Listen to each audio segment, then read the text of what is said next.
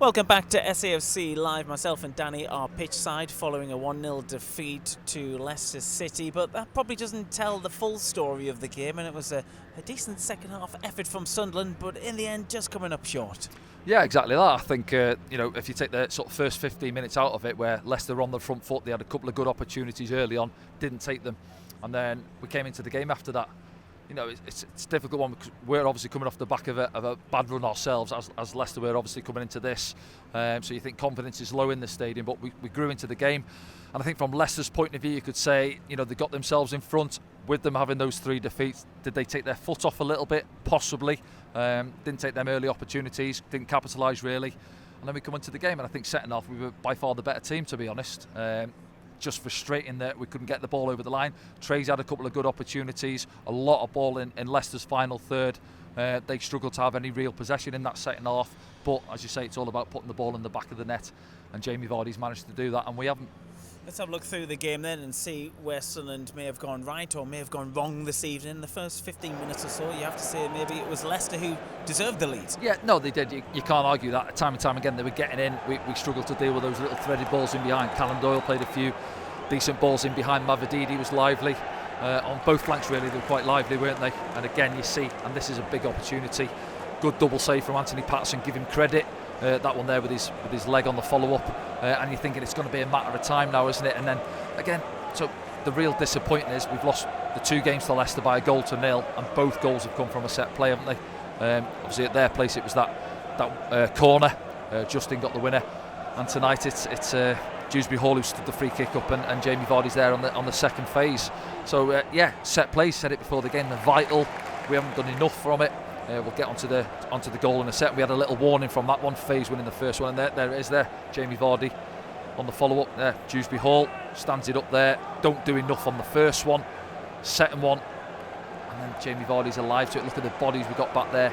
I think on the first one, phase climbs over the top of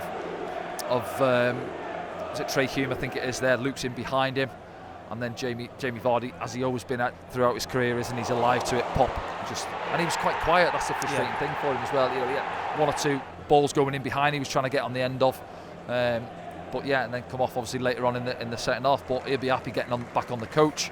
He's taking the 3 points back for his team back to Leicester. Yeah, in particular in the first half, Leicester having a lot of success on the flanks with Mavididi and Fatawu. They were all over the place at the front and really causing danger for Sunderland. And what I like about Leicester as well, and we said it there, yes, their first thought is to try and play out from the back. You see the centre-backs deep dropping it in. They'll either clip it out to Callum Doyle, but we pressed them really high, and they struggled really to play through us, credit to us.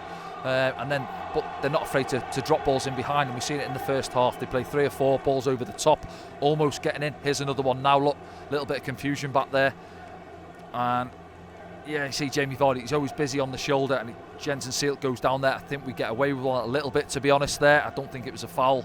And as you said, we were on the other side, busy and bright with the feet. So Anthony Patterson was obviously the busier keeper in the first half. He made 2 or 3 great saves, to be fair, and kept us in it, really. But then after there, we did come into the game, didn't we? After, I'd say, 25, 30 minutes or so, I thought we were the better team. And Sunderland had to be patient as well, because Leicester were trying to draw Sunderland out. We didn't really fall into that trap, did they? It's fine margins, isn't it, between going and pressing the opposition and then being a little bit too gung-ho, and that's what they want. As you say, they want to set traps. They want to entice you out with the goalkeeper just standing with the ball at his feet, try and get it into Winks, but they couldn't really do it tonight, Leicester. So credit to the boys. A lot of praise. We've had a few performances in the last few weeks with the 4 defeats prior to this evening, where we've not really been at it, nowhere near our best. Yes, we've got 1 or 2 injuries, obviously, to key players. But tonight, as I said, coming up against the side who are top of the table, more than held our own. And in both of the games, really, over the course of the 180 minutes, we've deserved at least a point from both games for me. So it's frustrating, but it shows where the levels are in football, and you've got to be ruthless.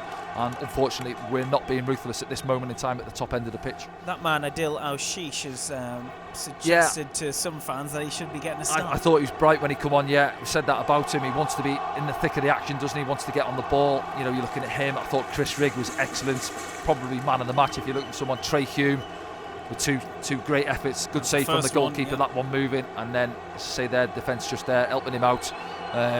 It opened up for him, and they dropped off us, Leicester, in that second half. did they play within themselves? Only they know, I guess. But they'll have been a little bit nervy and edgy when they're in front, knowing that looking over their shoulders, Ipswich and one or two others, Leeds, and Southampton pressure on them to come here and get a result this evening, and they've managed to do so. And it's Chris Rigg again.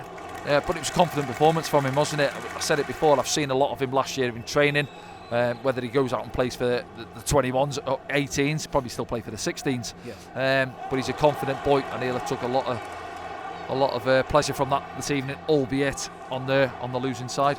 Yeah, absolutely. I think the Sunderland fans were appreciative of Sunderland's efforts, especially in that second half when it came down to the full-time whistle, and we'll see that controversial decision as well at the end. Yeah. Should there have been a penalty given, we'll see it soon. But I think Sunderland have seen probably the best performance under Mike Dodds' third spell, particularly in that second half, would you say? Yeah, I think so. You look at the Leeds game at home, we won that 1-0, but setting off, listen, we got penned in by Leeds. Let's say we got away with it. We got a goal on the break. I think Job scored late on, didn't he?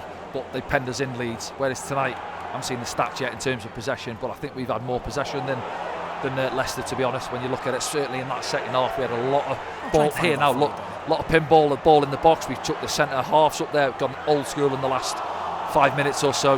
Sealt and Dan Ballard up there, and obviously, as you said there, we'll get onto that one big shout here right at the death, isn't it? It is now. Al-Sheesh just rolls it into Dan Ballard. Do you know what? Just gets away from Dan ever so slightly. Tries to take it into his path. Yes, we had everyone around us because they know we've got the screen up there on the gantry, and they're all looking at us. Is it a penalty? And do you know what? First view, when you think it's a penalty, you see it back now. Yes, Chowdhury puts his hand on his shoulder, but as you say, it's a little bit too theatrical from Dan. He goes over, the arms go up, and I think the ref's got it right, to be honest. I don't think there's enough from Chowdhury. He doesn't really pull him back. Ball just gets away from Dan Ballard a little bit, and then obviously the keeper's there to mop things up. So as frustrating as it is at first view, and we thought it was a penalty, but when you see it back, I think the referee's got it right. According to the app on my phone, the possession was split 47-53 in favour of Leicester City. Really? But it just shows how even the game was, yeah. At points as well. Let's have a look around the grounds then at the other scores this evening. Some interesting fixtures to cast an eye over. We'll start at the top. Blackburn Rovers 1, Millwall 1, Coventry City 5, Rotherham United 0, Hull City 1, Birmingham City 1, Leeds United 1, Stoke City 0, Sheffield Wednesday 1, Plymouth Argyle 0, and Ipswich versus Bristol City are still playing, and it's 3-2 currently to Ipswich Town, which would be, as you were, really... Well, yeah, just looking at, yes. 0-0 at half-time, that one. Yeah, and then Leeds obviously getting over the line by the odd goal at Stoke, and as you say, Ipswich there doing their job as well. So, yeah, as it were, at the top end of the table, and obviously looking at that Hull there in and around the playoffs, held at home to Birmingham, and a good win for Coventry, who are right up there as well, aren't they? So, it's tight in there. Obviously, you're looking at it from our point of view. If we're honest, it looks like the playoffs are gone now. Let's be realistic, but we've got to keep on going and put in a lot more performances like we have in the second half. What should we do next? Should we look at the league table? Yep, let's look at the league table if we can. And that's where it stands. Sunderland still on 47 points, of course, down in 10th. Those points helped Leicester get to 81 points in the season now. Goal difference as well for Leicester, isn't it? Yeah. Plus 41. From a Sunderland perspective, though, we're looking down at that 6th place, 57, 10 points away from that one. Okay, let's have a look around and see if anyone's been saying anything on the hashtag. We've got 4 of these to come, so let's see if we can squeeze them in for you. First one comes in from Marcus, who says, "It's my birthday." Well, happy birthday, Marcus. "I saw this fixture a while back, but sadly never expected it would be a birthday treat. We've done better than I thought. But why did we only start playing after they scored? Did you experience that as a player, Danny?" Why didn't you start playing? No, it's one of those, isn't it? You're at home, and both teams are obviously perhaps low on confidence in a way. Maybe not so much Leicester, because I watched them against Leeds, even though they lost 3-1. I thought they were decent that night. But yeah, it was one of those things. We looked a little bit edgy, nervy early on. Obviously, we're chopping and changing formations at this moment in time. And I thought Leicester were bright early on, as we said there. The ball that was causing us problems was that little threaded one down the channel in behind the outside centre-back. And then obviously the goal, you could feel the goal was coming. They get the goal, and then all of a sudden sometimes you can play with maybe a little bit more freedom. You think, well, they are with a goal down. We've got nothing to lose, one really. And then you start getting your passes together and get your game going. And I thought for the remainder of the first half, we come into the game, we had a lot more ball, but didn't really cause too many problems. I think Job had that header, didn't he? Other than that, keeper didn't have a save to make. And then second half, I thought it was all about ourselves, really. It was more the case of, are we going to go on and get the goal? And it wasn't to be. And Leicester didn't have too much in that second half, did they? So it's a frustrating one. But yeah, certainly I think sometimes you maybe, with the young squad we've got as well, you can play with a little bit more freedom when you're a goal behind. Almost, you say the shackles are off. Can we go on now, play with a little bit more freedom, because we need to get back into the game as well.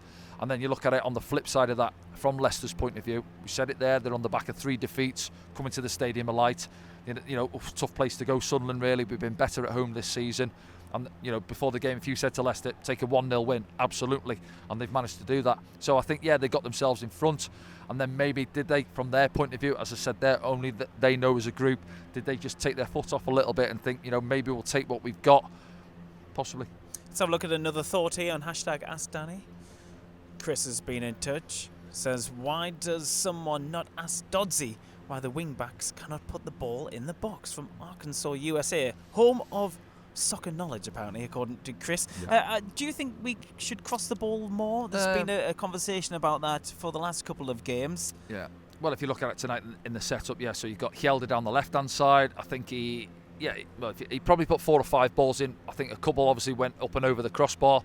I think he put 1 or 2 all right balls into the box as well. And I think Trey Hume, it's difficult with Trey because, yes, he was obviously playing out there earlier on, but then Trey likes to get forward and he drifts inside the pitch a little bit more as well. But yeah, I know it's obviously a question that keeps coming up. So you're probably looking at Hemir with him playing. He's 6'3", 6'4", and especially against them tonight, 2 smaller centre backs. Connor Cody and Face aren't the biggest really. So maybe we could have put a little bit more ball into the box. And he'll probably say in there, I've played up there. I don't think he's had a chance tonight, has he, Hemir? If we're honest, can't remember having an opportunity. So he'll be frustrated himself. But it's been the case really, throughout the season. If you ask most of the strikers, they perhaps haven't had. When you play with inverted wingers, especially when we usually play with Jack and Patrick on their opposite sides, they want to cut back inside. So naturally, they don't really put too many balls in like orthodox wingers do. So something maybe we'll have to have a look at if they think that that's another route to goal, obviously, and getting opportunities. But I'm sure it's something that they're working on the training ground as well. And then obviously the question comes up: do we play with 2 out-and-out centre forwards? Rusin obviously and Hemir seem to be rotating at this moment in time. Burstow's had a few games up there as well. Does Mike Dodds now assess it and think, well, can I change it again? Do I go with 2 up the top end of the pitch, or, as you said there, we finished the game without an out-and-out strike? I know Rusin came on, but he seemed to be over on that right-hand side. Mundell was through the middle a little bit more, wasn't he? I know Sheesh was out there, so it's something for him to weigh up. He'll watch the game back, Mike Dodds and the coaching staff, and they'll think, right, where do we go from this one now? Positive, setting off display. Yes, can we build on it? Yeah. Okay, we've got time for one more. Let's have a look what you've been seeing from Bradley. I thought Rigg was excellent tonight. Does not look out of place against one of the league's best sides. Do we need to make sure he gets a run of games to the season end? And also, what position do you think we will see the best from him? We were discussing that in the pre-game programme, weren't we? You said he's good as maybe a number 8 or possibly a 10 as well, but he was excellent tonight on his first start in the Championship. Yeah, I think he's earned that as well. As you said there, he's I can imagine he trains hard. As I said, I've seen a lot of him last season in training. In the little cameos he's had coming off the bench, I thought he's been busy and bright, and that showed in his performance again this evening. I think, as Brad asked there, what's his best position? I would say, depends what formation you play, obviously, but if you're a 4-3-3, I'd play him as one of the 8s, or maybe a 4-2-3-1, perhaps as a 10, really. But you're looking at O'Sheesh likes to play in there. Job's obviously been playing there. I thought Job was actually better this evening when he dropped a little bit deeper, taking the ball off the centre backs and starting off the attacks really and getting us up the pitch a little bit more. But no, I'd certainly keep him in. I'd probably give him man of the match this evening. I thought he was bright. And as Brad says there, you wouldn't have thought, if you come to the game as a neutral, you wouldn't have thought that was his first start. He looked like he's got a fair few games under his belt, and he plays with a confidence. So leave him in there. Well done, Chris Rigg. Okay then, plenty of positives from that second half in particular here at the Stadium Light this evening. Sunderland are back in action on Saturday. It's relentless, and it's against Southampton down at St Mary's. 3 p.m. kickoff for that one means we'll be on air from 2:15 here on SAFC Live. We'll see you then.